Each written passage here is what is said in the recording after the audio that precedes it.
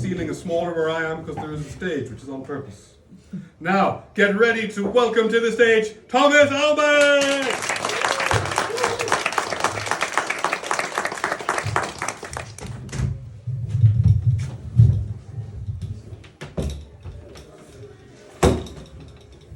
Hello.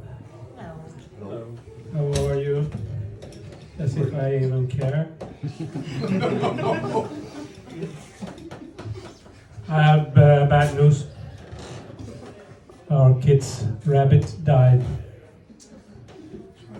I've got good news. Our robotic lawnmower works just fine. I come from a place called Trelleborg. Have you ever heard of that? Yeah, you're nodding your head. Yeah, global tourist. Trelleborg is half an hour south of Malmö. It's a shithole, but I live there. So, and we have one of my friends there is a priest, and he's also religious.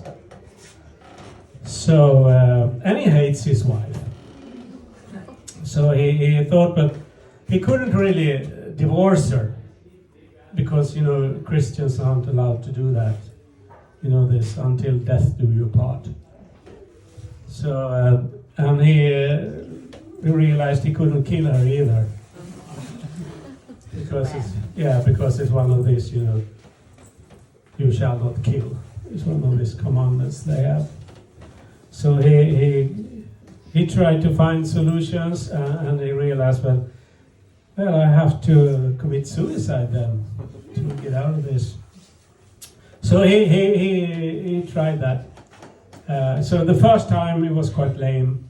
He tried to hang himself in the kitchen.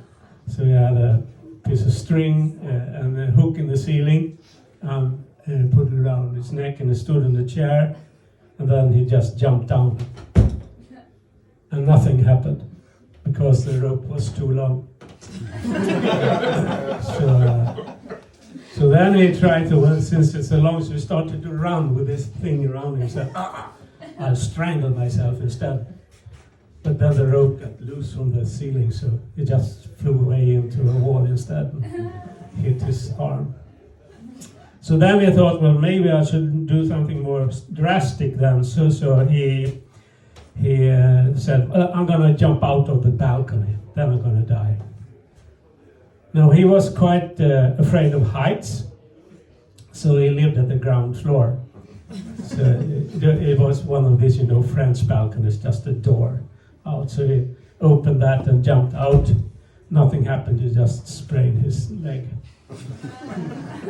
So he said, well, now I must really go into doing something very special. So he took off all his clothes, and he smeared himself with lingonberry jam and honey, and he went out and sat under it. Went out to the forest and sat under a tree, waiting to be eaten by a bear. Now in Trelleborg, the last bear was shot in 1863. So after a couple of hours, he just gave up and limped away home with his sprained leg. And then he realized, well, maybe God has a meaning for this. I'm not supposed to die. So he realized that he's going to live on. So he started to kill other people instead. And he called it suicide by proxy. So, and I don't know, we're going to talk about some serious stuff as well. Abortions. Are you for or against abortions? Oh, it depends. It depends, yeah, okay. And you, for or against abortions? You, yeah, you? Hurry up, I don't have many minutes. Four, yeah. For? Yeah, I'm for abortions as well. Because I have a twin brother who is aborted. So I keep him in a glass jar down in the basement. And I usually bring him up on my birthday. Because since we're twins, it's his birthday as well. So I don't want him to sit down there in the basement and accelerate on his own. So I take him up and we watch TV together, and I put in some cake in this jar with him, and then we have some fun, and then I just put the lid back on, and I take him back and put him on a shelf in the basement, just next to Mom and Dad. I have another brother as well, a half brother, but half. I mean, both Mom and Dad are the same, but he's amputated from the waist down, so that's why we call him that. His kids call him Daddy No Legs. Yes, and of course I have a sister as well. Yeah, she has leprosy. Do you know what that is? Leprosy?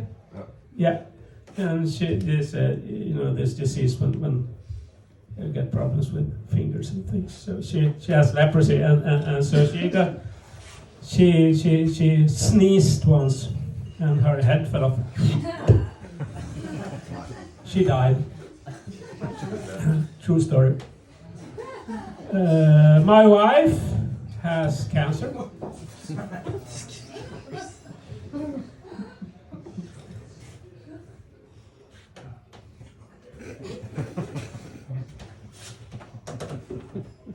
No, wait, not cancer. What's the other thing that women get? Chlamydia, yeah. My wife has chlamydia, yeah. And still she says I never give her anything special for her birthday.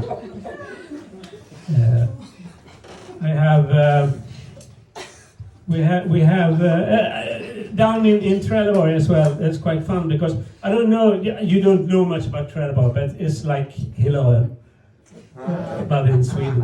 So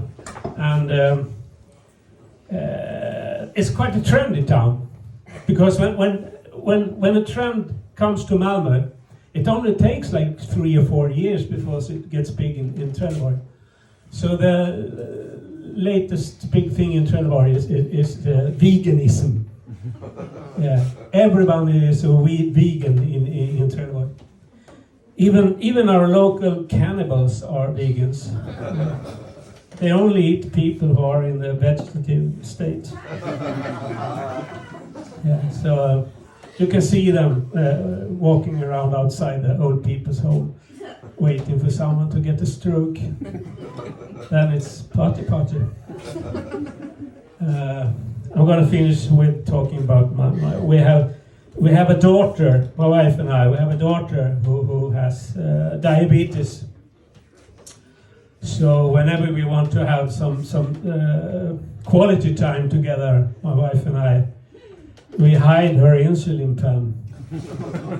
And then we just wait for her to fall into coma. Because then we know we have like 40-45 minutes together before the ambulance arrives. So that's a tip if anyone else has kids with diabetes. Works every time. We have, I'm gonna end with talking about pets. Should we do that?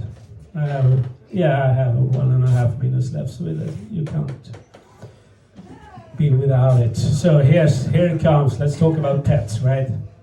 Did you know that if you pump compressed air into the bottom of a guinea pig, its eyes pop out? We learned that by coincidence, really, last Christmas. We tried it with a rover as well, our pet parakeet. It wasn't the same at all. It was the feathers everywhere, and the beak just flew across the room and nailed itself to the kitchen wall. So that's where we hang our oven mitts now. My name is Tomas Ahlbeck. Thank you very much.